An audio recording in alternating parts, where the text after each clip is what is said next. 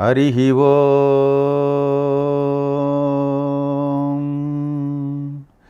శుక్లాంబరధరం విష్ణుం శశివర్ణం చతుర్భుజం ప్రసన్నవదనం ధ్యాయే సర్వవిఘ్నోపశాంతయే. అగజా ఆనన పద్మార్కం గజానన మహర్నిశం అనేకదంతం భక్తానాం ఏకదంతముపాస్మహే ఏకదంతముపాస్మహే. గురుర్బ్రహ్మా గురుర్విష్ణుః గురుదేవో మహేశ్వరః గురు సాక్షాత్ పరబ్రహ్మ తస్మై శ్రీ గురవే నమః. తస్మై శ్రీ గురవే నమః. సరస్వతీ నమస్తుభ్యం వరదే కామరూపిణీం విద్యారంభం కరిష్యామి సిద్ధిర్భవతు మే సదా సిద్ధిర్భవతు మే సదా. ప్రియమైన భగవద్బంధువులారా, ఈరోజు మనం ఇట్స్ యూటీవీ వారి సౌజన్యంతో రామాయణంలో 5వ కాండ అయినటువంటి సుందరకాండని మనం అందరం కూడా పారాయణం చేద్దాం. అలాగే ఆ సుందరకాండ యొక్క విశేషాలను తెలుసుకుందాం. అలాగే సుందరకాండని నేర్చుకుందాం. ఈ సుందరకాండ వాల్మీకి మహర్షి 5వ కాండగా 68 సర్గలతో రచించడం జరిగింది. ఆ రచించిన సుందరకాండని గత 50 సంవత్సరాల క్రితం పూజ్య గురుదేవులు ఎంఎస్ రామారావు గారు మన తెలుగువారి అందరికీ అర్థమయ్యే రీతిలో, దాని భావాన్ని మీరు ఆస్వాదించే రీతిలో ఆయన గేయ రూపంలో రచించారు.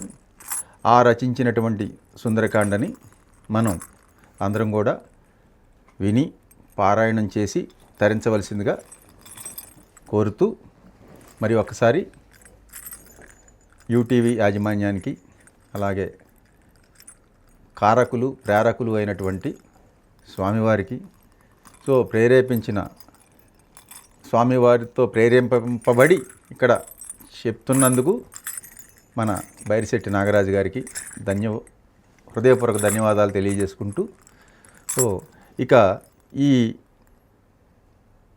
సుందరకాండ అనే విషయంలోకి వస్తే, ఈ సుందరకాండలో అంతా కూడా ఆంజనేయ స్వామి యొక్క విషయాలు ఉంటాయి. సీతాన్వేషణకై బయలుదేరినటువంటి ఆంజనేయ స్వామి నాలుగు దిక్కులకు వానర సైన్యాన్ని సుగ్రీవుడు పంపగా దక్షిణ దిక్కుకు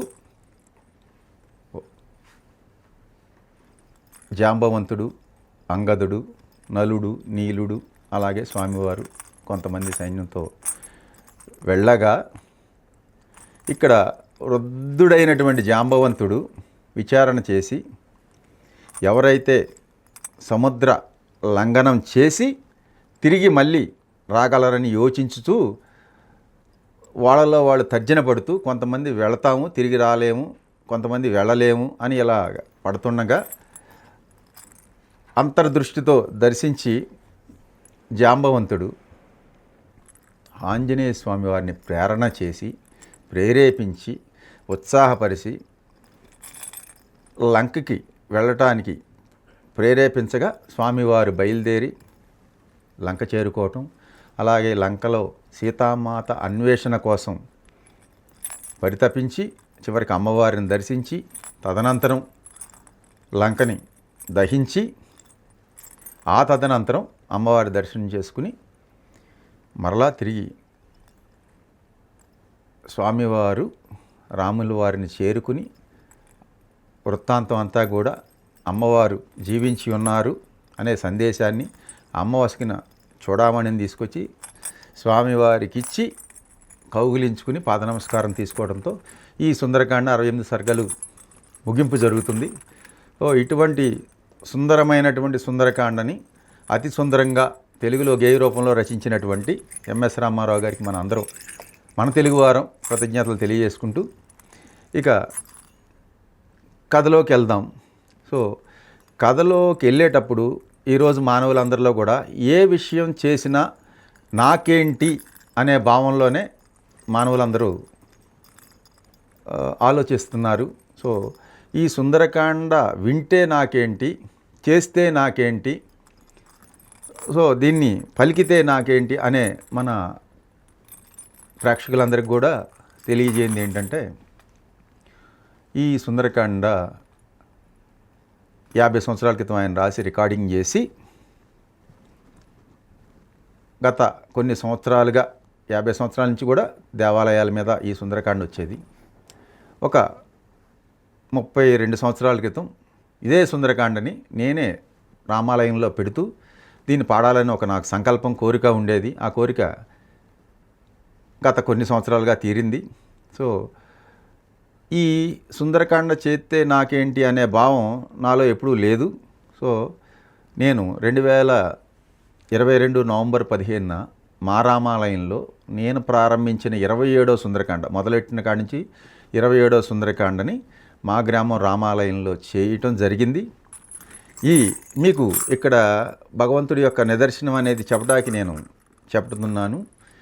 ఈ సుందరకాండ జరుగుతూ ఉండగా మధ్యలో ఒక ఆజానుబాహుడైన బ్రాహ్మణుడు తెల్ల పంచె తెల్ల చొక్కా చేతిలో ఒక సంచి పట్టుకుని వస్తానే గడప దాటతానే ఆలయంలోకి చిటికేసి రాముడిని చూపించుకుంటూ వచ్చారు. ఎవరో కొత్త వ్యక్తి వస్తున్నారు అనే భావన నాలో చూశాను. వచ్చి గంట కొట్టి 3 సార్లు వెనక్కి తిరిగి ఆజానుబాహుడు మంచి తేజస్సున్న ముఖంతో ఇలా స్వామి 3 సార్లు ఇలా చేయి తిప్పుకుంటూ వెళ్ళిపోయారు. చేయి తిప్పి వెళ్ళిపోయేటప్పుడు అనుమానం రావడంతో ఫోన్ తీసేటప్పటికే స్వామి గడప దాటి అదృశ్యమైపోయారు. సో భక్తితో మీరు పారాయణం చేస్తే మీకు కూడా దీన్ని నేర్చుకుని పారాయణం చేస్తే మీకు కూడా భగవంతుడి యొక్క అనుగ్రహం, దర్శనం జరుగుతుంది అంటాకి ప్రత్యక్ష ఉదాహరణ, ప్రత్యక్ష సాక్షిని నేనే. మీ అందరికి కూడా భగవంతుడి దర్శనం నాకు ఇచ్చెళ్ళారని ప్రత్యక్ష సాక్షిని నేనే మీకు ఈ యూటీవీ ముఖంగా తెలియజేస్తున్నాను. అలాగే మీ అందరికి కూడా ఎన్నో కష్టాలు పడిన రామదాస్కి దర్శనం ఇవ్వలేదు, కానీ రాముడు తానీషా గారికి దర్శనం ఇచ్చాడు. అలాగే భక్తితో చివరికి అంత్యంలో రామదాస్కి కూడా దర్శనం అయిందండి, కాకపోతే కష్టాలు పడ్డారు. సో అలాగే భగవంతుడి కోసం పరితపించండి, భగవంతుడు మీకు ప్రత్యక్షమయ్యి దర్శన అనుభూతి, స్పర్శన, సంభాషణ అన్నీ కూడా ప్రాప్తి జరుగుతుంది. ఇది నిజమా కాదా అంటే నేనే ఒక ఉదాహరణ. మీకు ఏమైనా సందేహాలు ఉంటే నన్ను అడిగి ఇంకా తీర్చుకోవచ్చు. సో ఈ రామాయణ సంబంధించినటువంటి భాగంలో ఏదైతే సముద్ర లంఘనం చేసే ముందు స్వామివారు సముద్ర ఒడ్డుని చేరుకుని కూర్చుని దీర్ఘంగా ఆలోచిస్తున్నారు. అమ్మ ఎక్కడుంది, ఎటు వెళ్ళింది, చూడగలమా, రాగలమా లేదా అని ఆలోచిస్తుంటే అప్పుడు జాంబవంతుడు వచ్చి ప్రేరేపించి, హనుమా నువ్వే శతయోజనములున్న వారధి దాటి తిరిగి రాగల సమర్థుడివి నువ్వే అని చెప్పి ఆయన శక్తిని ఆయనకి తెలియజేసి, సో ఆయన ప్రేరణతో స్వామివారు సముద్ర లంకనం ప్రారంభిస్తున్నారు. ఆ ప్రారంభించే సందర్భంలో ఇలాగ కథా ప్రారంభం జరుగుతుంది. సో మనకు అందించినటువంటి ఎంఎస్ రామారావు గారికి మరొకసారి ధన్యవాదాలు తెలియజేసుకుంటూ కథలోకి వెళ్దాం.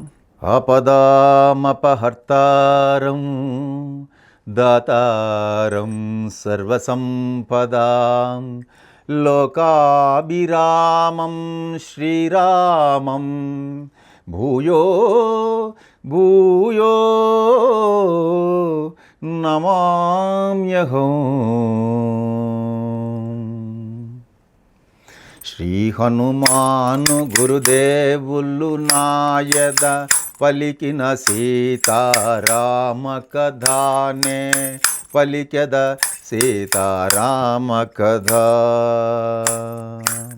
శ్రీ హనుమంతుడు అంజనీసుతుడు అతి బలవంతుడు రామభక్తుడు లంకకు పోయి రాఘలధీరుడు మహిమోపేతుడు శత్రుకర్షణుడు జాంబవదాది వీరులందరును ప్రేరేపింపగా సమ్మతించెను.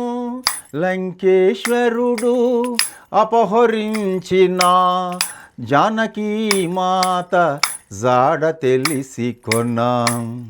ఇక్కడ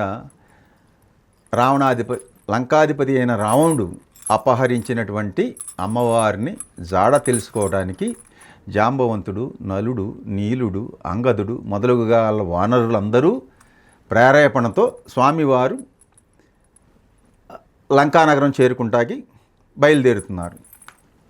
సో ఇక్కడ స్వామివారికి తండ్రి ఎవరు? వాయుదేవుడు.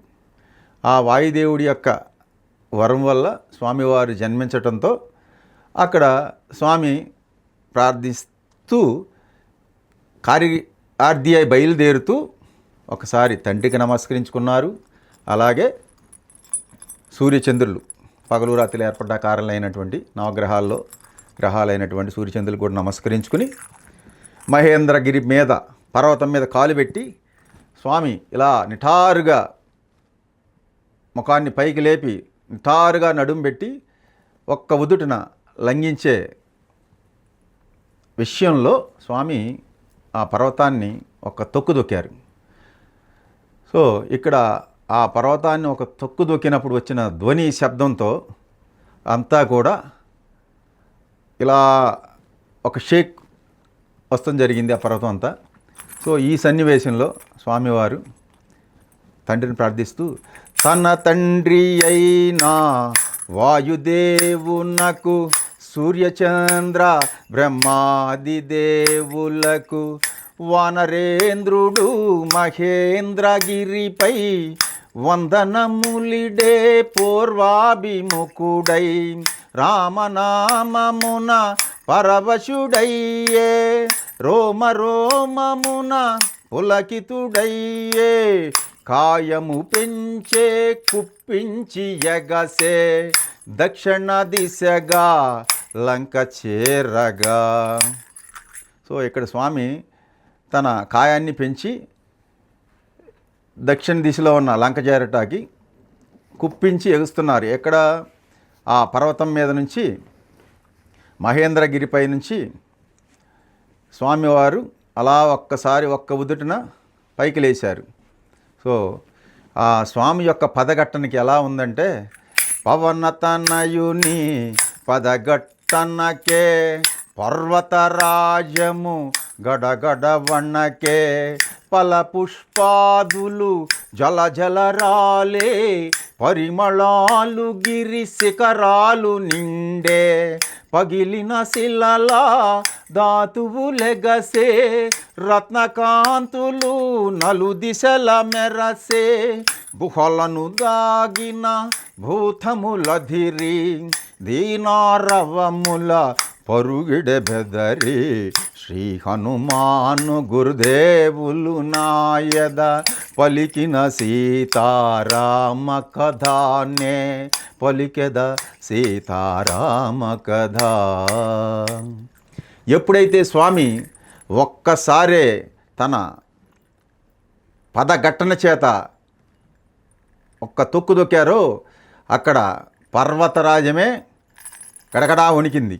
ఆ టైంలో ఆ పర్వతం మీద ఉన్నటువంటి ఆకులు, చెట్లు, కొమ్మలు, ఆ కొమ్మలకున్న పూలు అవన్నీ కూడా ఇలా లేచి గాలిలో నాట్యమాడుతూ ఆ ఒక్క శబ్దానికి ఆ పదఘట్టనకి అలాగ జాలి కిందపడి అదంతా కూడా వనమంతా కూడా చక్కగా పూలు పరిచేసినటువంటి సన్నివేశం సందర్భం అలా జరిగింది. సో ఈ రత్నకాంతులు ఎలా మెరుస్తాయో అలా దగదగ దేదీప్యమానంగా ఆ యొక్క పరిసర ప్రాంతాలంతా కూడా చాలా రమణీయంగా ఆహ్లాదంగా స్వామివారి యొక్క కార్యక్రమానికి, ఏదైతే అమ్మవారి కోసం వెళ్తున్న కార్యక్రమానికి శుభసూచకంగా వీళ్ళందరూ కూడా ఆశీర్వదించడం జరిగింది. అదే టైంలో సో ఏదైతే రఘుకులంలో ఉత్తముడైనటువంటి ఆ రామచంద్రమూర్తి యొక్క ఈ యొక్క సతీమణి అయినటువంటి అమ్మవారిని వెతికే కార్యక్రమంలో ఆ పురుషోత్తముడు రాముడి యొక్క కార్యాన్ని చేయటానికి ఆంజనేయ స్వామి వారు సముద్ర లంఘనం చేస్తున్నారు. స్వామి కార్యమే హనుమకి అతి ముఖ్యమైనటువంటి కార్యక్రమం కనుక ఈ స్వామి కార్యార్థమై బయలుదేరుతూ ఆ యొక్క నామస్మరణ చేస్తూ సదా మనస్సులో ఆ రాముణ్ణే ధ్యానిస్తూ ఆ స్వామివారు ఈ లంకాపురికి ప్రయాణం చేస్తూ ఉండగా స్వామి ఇలా అనుకుంటూ వెళ్తున్నారు.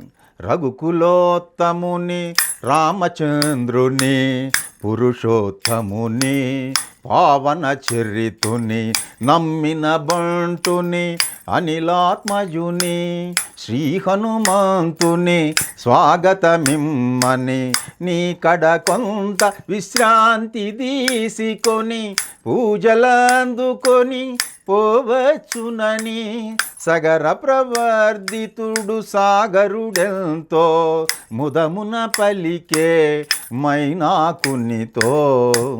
ఇలా బయలుదేరినటువంటి స్వామికి సాగరుడు సముద్రుడు ఏం చెప్తున్నారంటే, సముద్ర గర్భంలో మైనాక పర్వతం ఉంది. ఆ పర్వతరాజాన్ని పిలిచి వాయుకుమారుడు లంకానగరం సీతమ్మవారి జాడ కోసం ప్రయాణం చేస్తూ ఉన్నారు.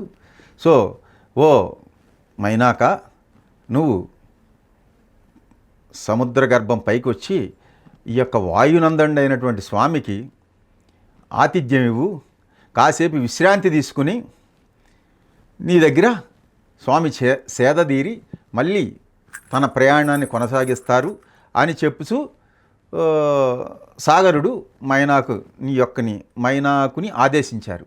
సో ఇటువంటి సందర్భంలో సముద్రుడు ఆదేశంతో మైనాకుడు, పర్వతరాజు అయినటువంటి మైనాకుడు వెంటనే సముద్ర గర్భం నుంచి పైకొచ్చి ఇలాగా స్వామివారిని ప్రార్థిస్తూ జరుగుతున్న సందర్భంలో మైనాకుడు ఉన్నతుడై నిలిచే హనుమంతుడు ఆగ్రహమున్నగాంచే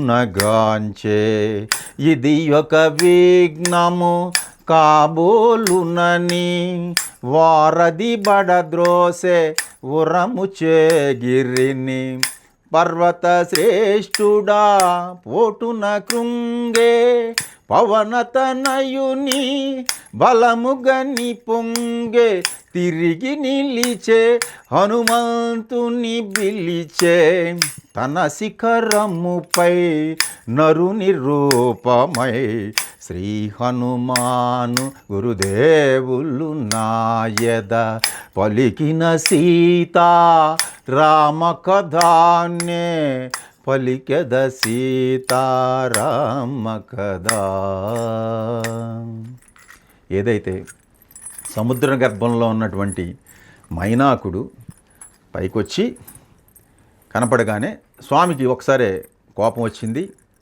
ఇది ఎవరో మన రామకార్యార్థమై నేను వెళుతుంటే విఘ్నాలు కలిగిస్తాకి వచ్చాడని చెప్పి, సో ఆ సముద్ర గర్భంలో ఒక గుద్దు గుద్దటంతోనే ఆయన మైనాకుడు సముద్రంలో మునిగిపోయారు.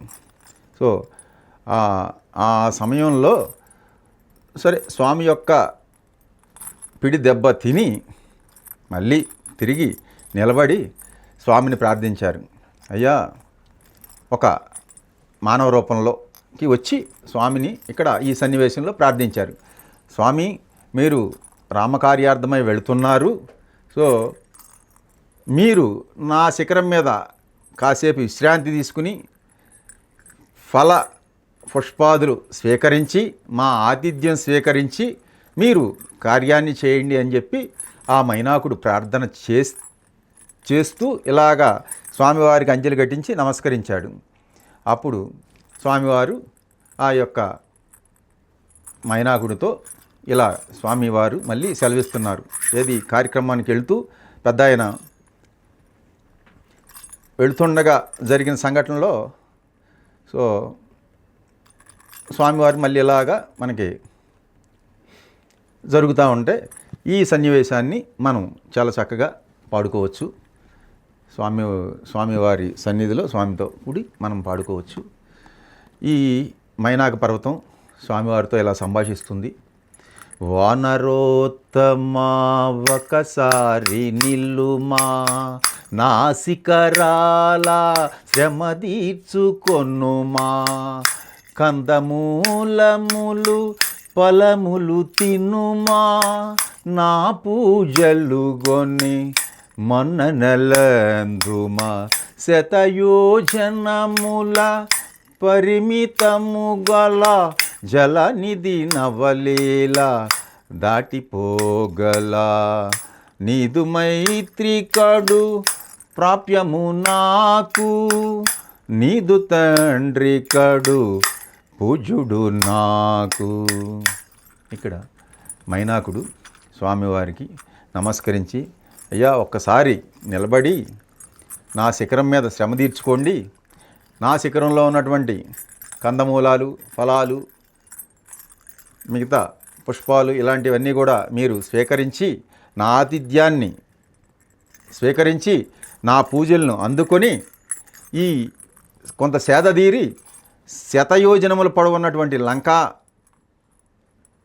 నగరానికి చేరుకుంటాకి మీరు కొంచెం విశ్రాంతి తీసుకోమని చెప్పి, ఈ మీ దర్శనమే నాకు అతి ప్రీతిపాత్రమైనదే అని చెప్పి, మీ తండ్రి గారు కూడా నాకు పూజ్యుడు, నాకు పితృ సమానుడు అని చెప్పి నమస్కరించుకున్నాడు. ఎవరు? మైనాకుడు.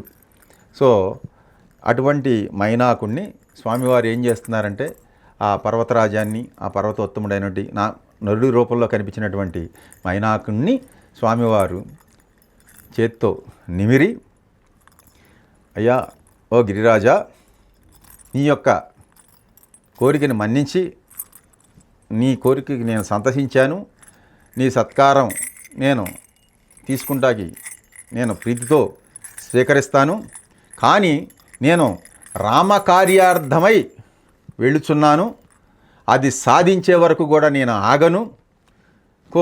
సో నాకు ఇక్కడ రామకార్యమే ముఖ్యం కనుక నేను తొందరగా వెళ్ళాలి, ప్రతి క్షణం కూడా విలువైనది, ఇక్కడ ఒక క్షణం కూడా నేను ఆలస్యం చేయకూడదు, నాకు నీ దీవెనలే ఇస్తే నేను స్వీకరించి బయలుదేరతానని చెప్పి ఆయన ఇక్కడ స్వామివారు ఆ మైనాక పర్వతాన్ని యొక్క ఆశీర్వాదం తీసుకుంటాకి మీరు దీవెనలు ఇడమని స్వామి ప్రార్థించారు.